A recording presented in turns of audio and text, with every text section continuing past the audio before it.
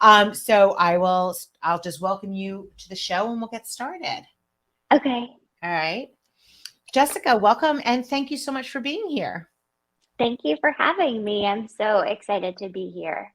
Well, this is a topic that we have been hearing women talking about for a long time. I will say that I think that COVID and the pandemic has increased people the desire people have or the tendency that we have to do emotional eating. To start off with, I will tell you that personally, at the beginning of the pandemic, I still remember learning that Tom Hanks and Rita Wilson, is that his wife? I think Rita Wilson's his wife's name, that they had COVID. And this was the very beginning. And I was like, all right, that's it. Tom Hanks and Rita Wilson have COVID. We're all going to die. So I'm just going to eat everything that I possibly can. So talk about emotional eating. That was probably the quintessential emotional eating. I want to talk to you about what emotional eating means, why we do it, but also the sabotage. I want to talk to you about that as well. But first, let's start with, can you introduce who you are and how you came down this path of emotional eating? Yeah. So I'm Jessica Procini. I'm the founder and leader of Escape from Emotional Eating. And since 2011, I have been helping high achieving women heal the roots of their emotional eating so they can embody their full potential. And I came into this very unique and much needed work because, believe it or not, I was an emotional eater and I didn't know it. I didn't have hundreds of pounds to lose. I was very health conscious.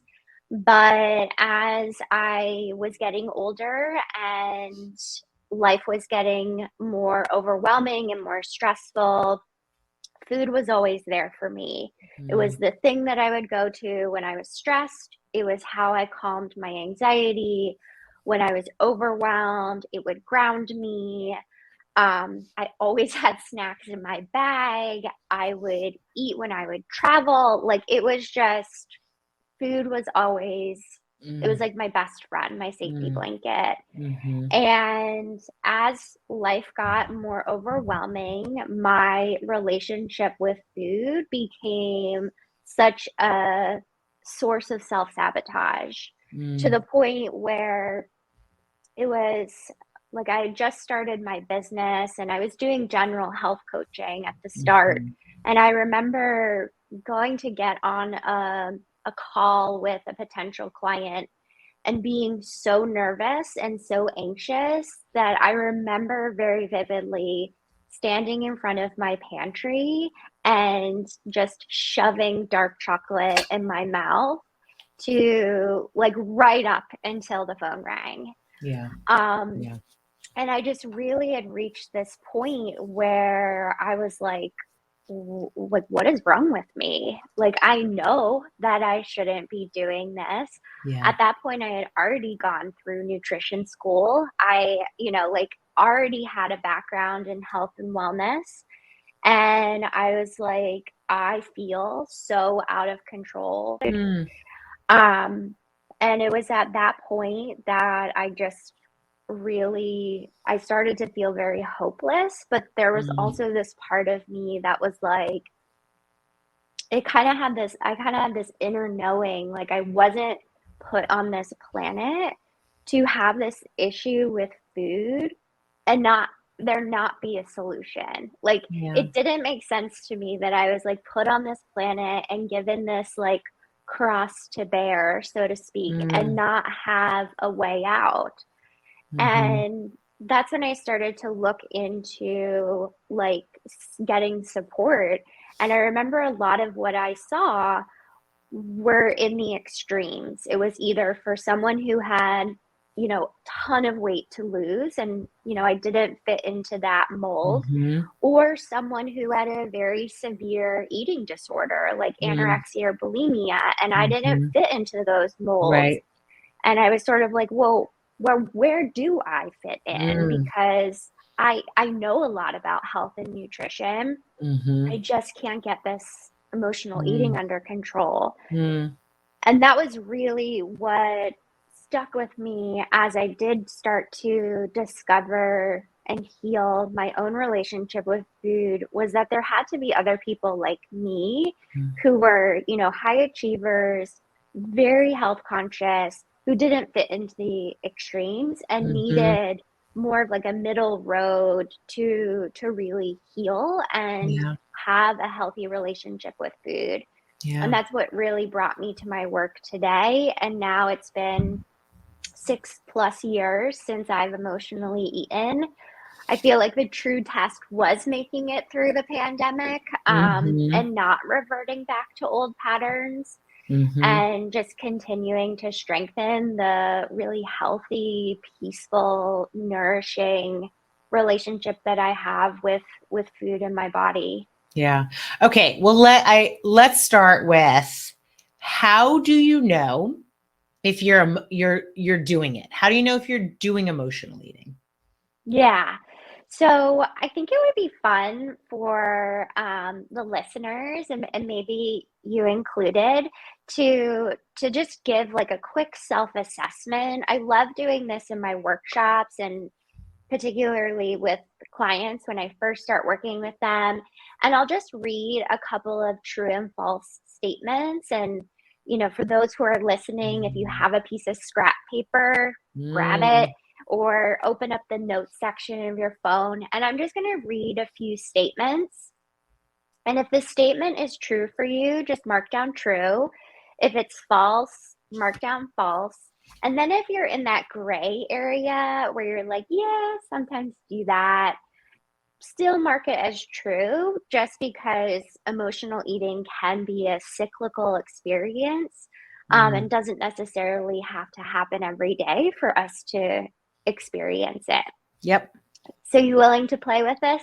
Absolutely. I love this. Okay, all right. So, true or false? You overeat even if it's just a couple of bites. So if that's true, you'll mark down true. If it's false, you'll mark down false. Okay. And by overeating, just sorry, I have so many questions. By Yes. overeating, you mean eating beyond being full? Like, what's overeating? Yeah. So we all have an internal knowing of when we have reached that point of what I call satiation.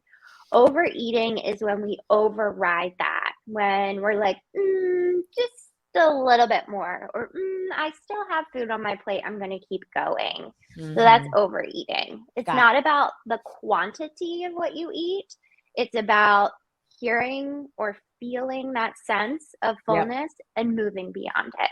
Got it. Okay. So, number two, you eat when you're not physically hungry. Mm-hmm. True or false? Okay. Number three, you eat a lot later in the day, especially after 3 p.m. Okay.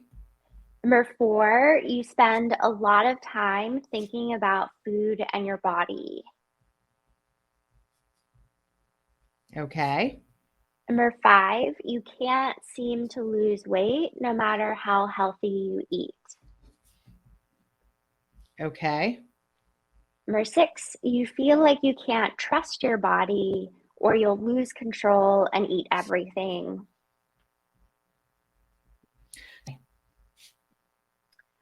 And I think we'll end with this one. When life gets overwhelming, you have a hard time saying no to food.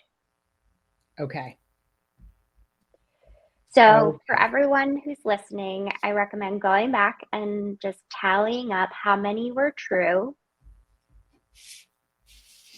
And if Okay. you have two or more that are true, that means emotional eating is present in your relationship with food. Mm-hmm. Mm-hmm. Got it. So there are more symptoms and there are more signs that emotional eating is showing up. Usually the women that I work with, they have been emotionally eating and it's usually been a secret that they've kept for a Mm-hmm. long while. Like on the outside, they'll look like they have everything together all the time, but Yeah. on the inside, they're like crumbling. Yeah. So whether this is something that's like just kind of in your awareness, or this is Mm-hmm. something that you've been struggling with, Mm-hmm. um, I think both experiences are equal and valuable and deserve a deeper look. Okay, so now we've defined what emotional eating is. Why do we do it? Mm. The big $1 million question. Mm-hmm. Well, honestly, there can be a million reasons why we emotionally eat. A lot of times, like some common signs or some common causes are stress, anxiety, overwhelm, feeling feelings we don't want to feel. So we'll Mm-hmm. eat Mm-hmm. to try to avoid them or disassociate from those feelings. Now, Mm-hmm. from my work and from also my experience of being an emotional eater myself, I took what I was experiencing and what I was noticing in my work with my clients and started to identify patterns. Mm-hmm. There would be patterns that, one client would tell me, another client would tell me, and then, what I remember experiencing in the past. And I'm like, huh, this is interesting. Mm-hmm. And I sat to work and did a bunch of research over 10 years and was able to identify the four major roots of emotional eating. Okay. So, what this means is that in my work with my clients, we can take any emotional eating experience and drill it down to the core coping mechanism, the core pattern of what is going on. Okay. So while people will say, "Oh, well, I stress eat," for example, the root of stress is fear. Mm-hmm. And it's the avoidance of feeling the fear that will then cause us to emotionally eat.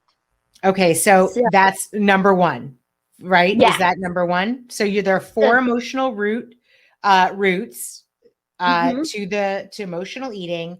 One is fear. What's two? yes. Two is hypervigilance. So, Mm. hypervigilance is like this feeling that you're tired but wired, where you've had a rough day or just any old day and you have a hard time coming down. So, you'll use food to take the edge off, you'll use food to experience relief or release at the end of the day. So hypervigilance is kind of that go, go, go mentality, often feeling haunted by your to-do list. And food comes in where you use it to kind of downshift. Wow. It would not have occurred to me, but that makes so much sense, Yes. especially for people. Well, you talked before about people who are, go-getters, like wanting to high achieving, and what that requires is energy. It Yes. requires a certain amount of energy to kind of propel you forward. And then you get to a point where you're like, okay, well, I need to bring my energy level down because I got to go to sleep, whatever it is. And you do that. So people use food to do that. That is okay. Got it. That makes a lot Yes. of sense. What's three? Three is self-abnegation. So it's self-abnegation. And what that means is that you will sacrifice yourself to avoid what other people will think of you. This is where you'll defer your own needs to not ruffle anyone's feathers.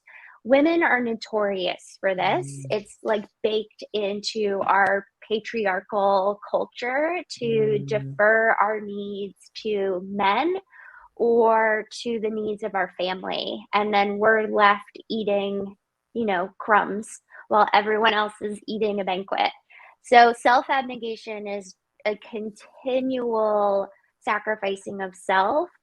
And where this will show up is often in relationships, and it'll also cause someone to lose touch with themselves. They won't even know what they want to eat out of life. They'll know what everyone else wants or what everyone else needs, but when asked the question of like, what do you want or what do you need, they're just so removed from their own self that they have a hard time even answering that question. It has me thinking it goes back to the plan. You have to be thoughtful and say, go with intent. What am I doing here? What do I need? Okay, I want to get to 4. What's 4? Yes. 4 is the big one. It's self-loathing. So this is if you're, very hard on yourself, or you feel like, nothing that you do will ever be good enough. Or you tend to get into a cycle of like, can't you see how hard I'm working?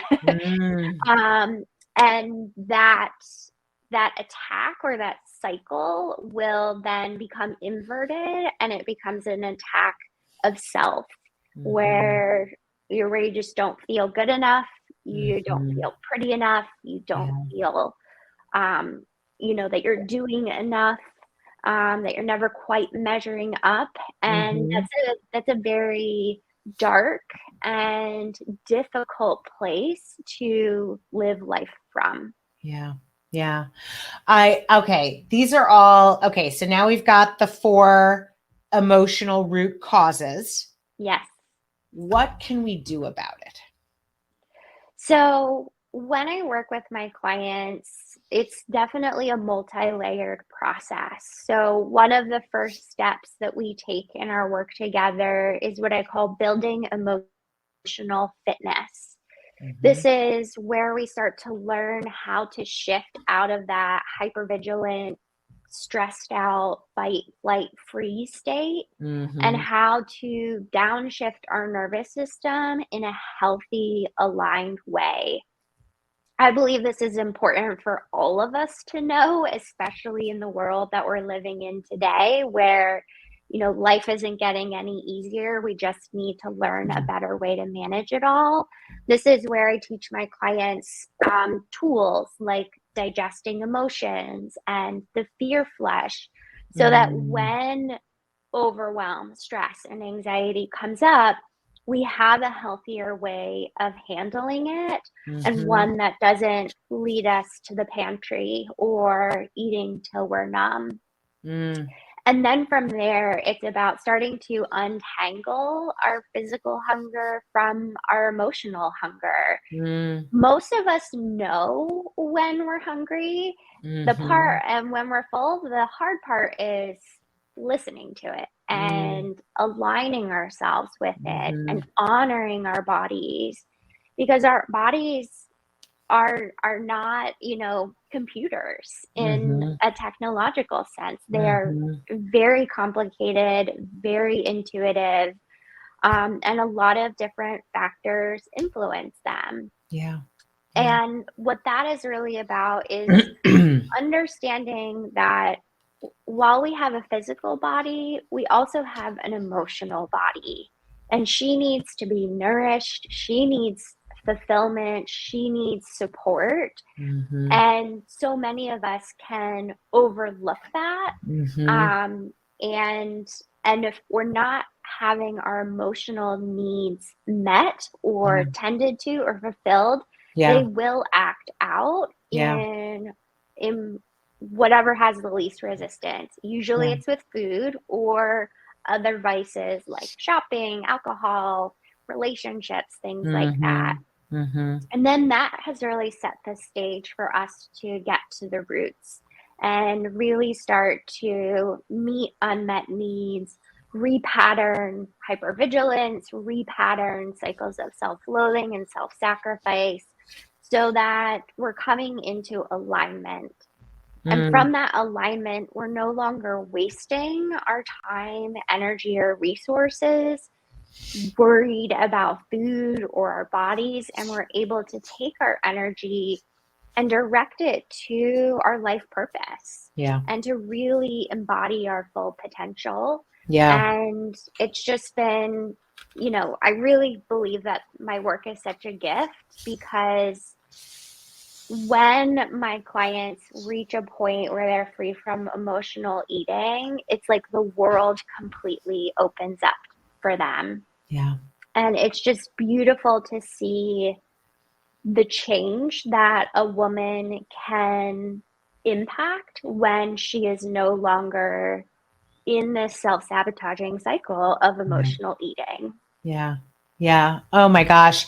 Okay. So, how does someone figure out ways to stop themselves? Like, what are some tips for how I know? Okay. So now I can recognize that you've explained really nicely what does emotional eating look like. You've talked about what are the root causes.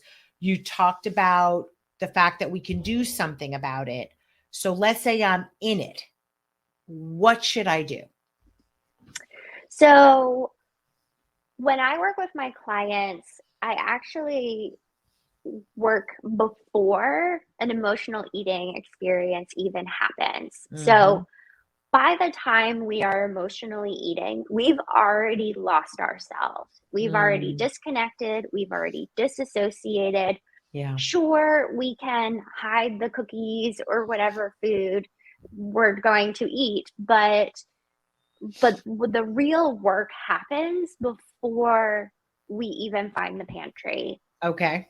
And this is about managing your energy. So, for Mm. example, in my life now, um, things aren't always rainbows and butterflies as much as people might assume that is. But I start my day managing my energy. This is in the Mm. same way that I would physically work out, I am emotionally working out, meaning Mm. that I Mhm. am flushing out my fear. I am Mm. digesting emotions so that my stress and anxiety are not driving the bus. I am. And Yep. that already puts me in a better sense of control and lessens the possibility of emotional eating later on. So I know that those who are listening don't have those tools at their fingertips right now. But what I would recommend is before you do anything when it comes to food, is to take at least 3 deep breaths. Mm. Just 3 deep breaths before you put anything in your mouth. Because what Mhm. that does is it slows down the compulsive pattern. Mm. And the compulsive pattern will want you to move fast. It'll want you to be mindless. So anything that we can put in as a buffer to slow down and start to repair a mind body connection. So three Mhm. deep breaths is an option. Another thing, just in my own personal relationship with food, is if I'm eating, I have to be sitting down. And I will pretty Mm. much only sit at my kitchen table. I don't eat in Mm. my office. I don't eat on the couch. I don't eat in my Mm. car. I definitely don't eat while I'm walking anywhere. Like, food needs to be a sacred practice. In the Mm. same way that we wouldn't do any other sacred practice just on the fly. Being conscious about the experience again starts to repair a mind body connection so that Yes. we can catch ourselves before it's too late. We can catch Mhm. ourselves before we've hit the bottom of the bag of food. So, three Mm. deep breaths, sitting down at your kitchen table. Mm. Um, for some people, planning food, planning meals is helpful.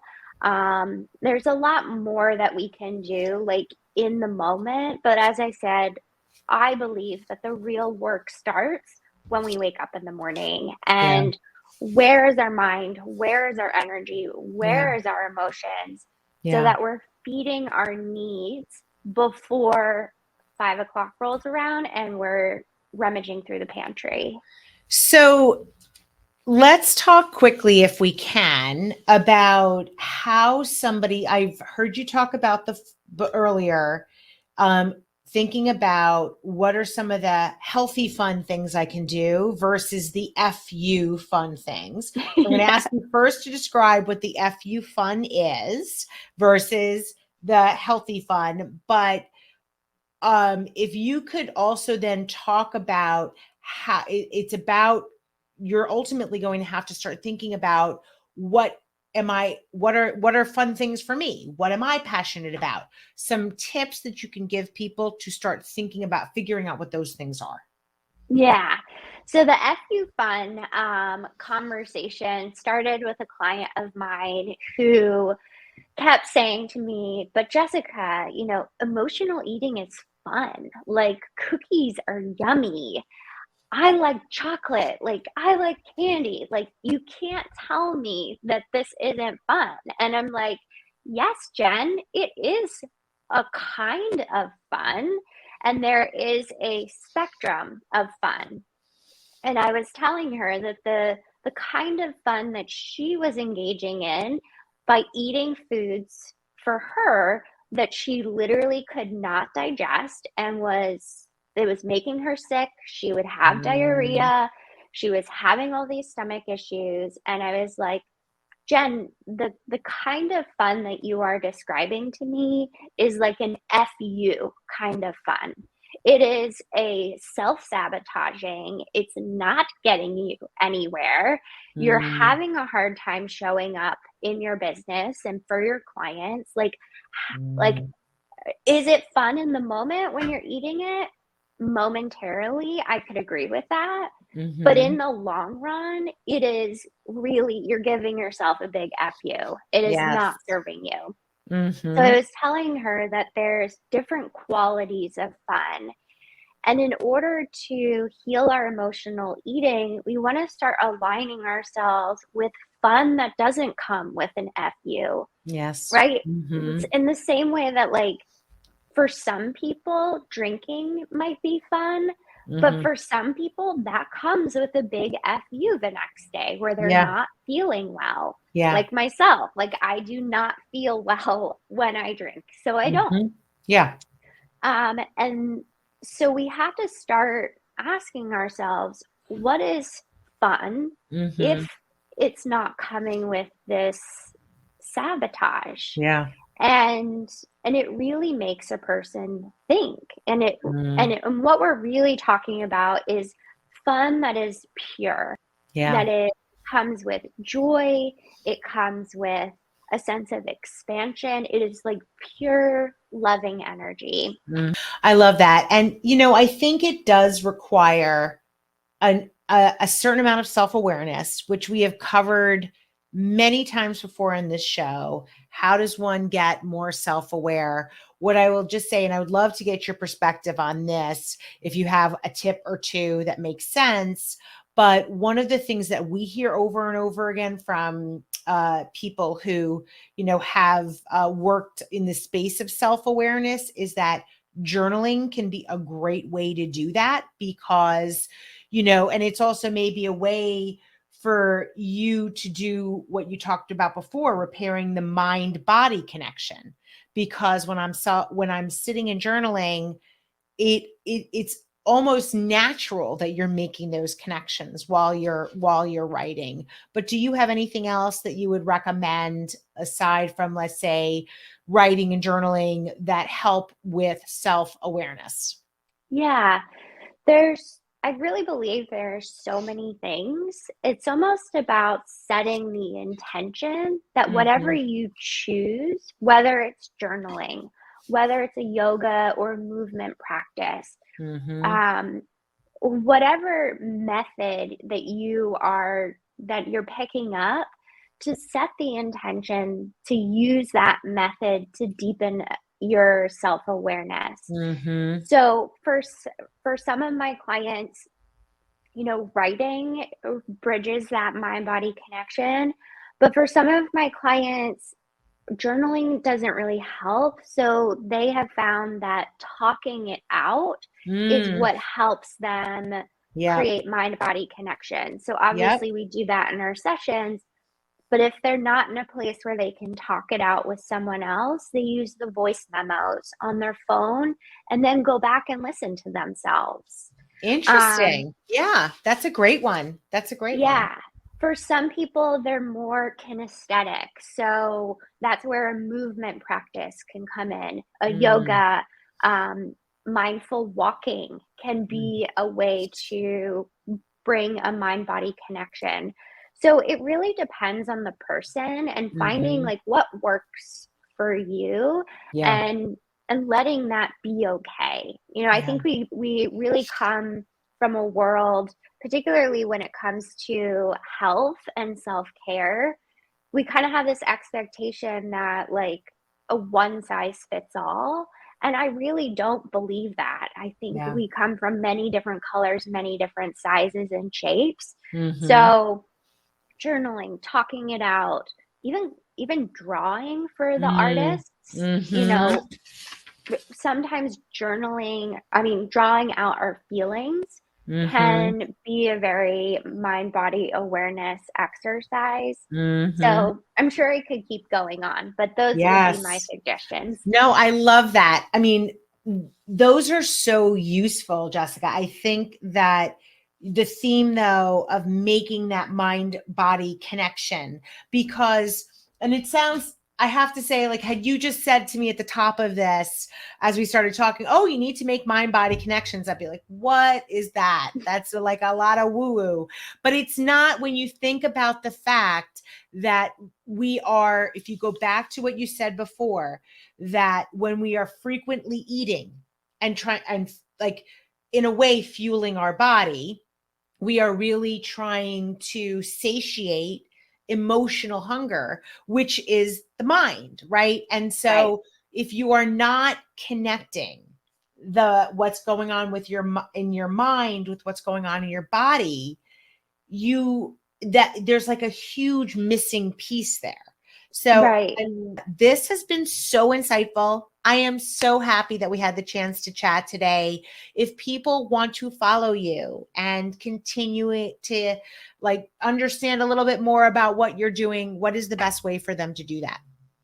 You can find me at escapefromemotionaleating.com. There's more information about the four roots of emotional eating. I send out free advice and tips every week. So if you want me in your inbox, you can do that over there as well.